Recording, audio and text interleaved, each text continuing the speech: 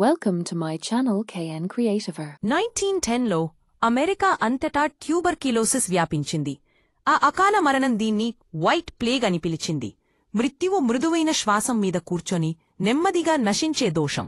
ఈ క్షయరోగం పట్ల ప్రజలలో ఒక భయం పుట్టింది. అందుకే వేవర్లీ హిల్స్ సానటోరియం నిర్మించారు.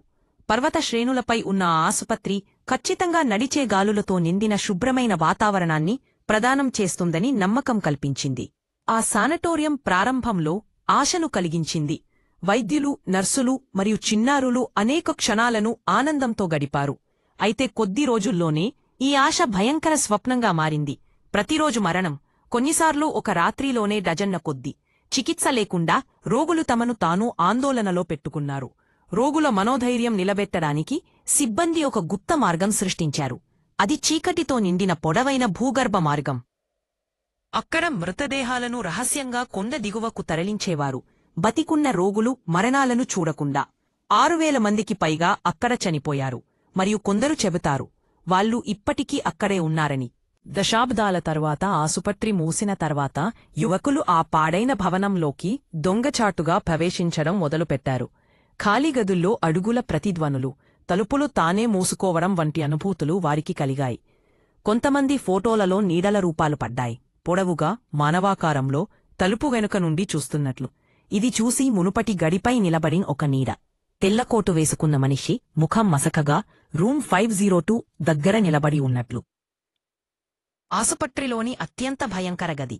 రికార్డుల ప్రకారం 1920లో ఒక నర్స్ ఆ గదిలో లైట్ ఫిక్చర్కి ఉరివేసుకుని మరణించింది. ఎందుకు తెలియదు. ఆమె గర్భవతిగా పెళ్లి కానిదని అంటారు. మరికొందరు ఆమె పిచ్చెక్కిందని. అప్పటి నుండి ఆ గదిలో ఎవరైనా వెళ్తే సీలింగ్ నుండి వేలాడుతున్న ఒక నీడ కనిపిస్తుంది, లేదా గోడలపై ప్రతిధ్వనించే ఏడుపు శబ్దాలు వినిపిస్తాయని. 1960లలో వేవర్లీ హిల్స్ను వృద్ధుల ఆసుపత్రిగా మార్చారు. కాని మళ్లీ విచిత్ర సంఘటనలు మొదలయ్యాయి. ఖాళీ గదుల్లో కాల్ లైట్లు వెలగడం, రోగులు ఎవరూ లేనివారితో మాట్లాడడం, సాయంత్రం తర్వాత 5వ అంతస్తుకు వెళ్లేందుకు నర్సులు భయపడడం.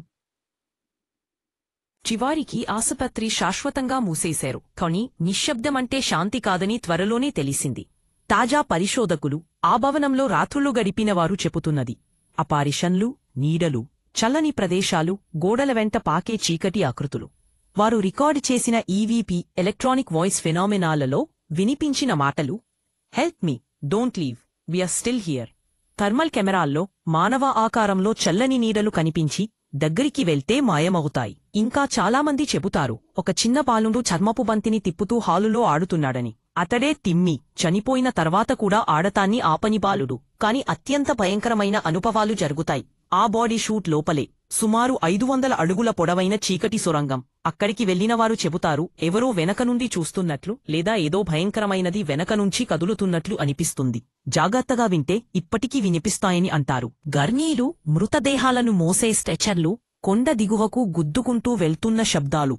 ఇప్పుడేమో వేవర్లీ హిల్స్ భూత పర్యటనల కోసం తెరవబడింది. ప్రపంచం నలుమూలల నుండి జనాలు అక్కడ రాత్రులు గడపడానికి వస్తారు. కొంతమంది తెల్లగా, వణుకుతూ, కన్నీళ్లతో బయలుదేరుతారు.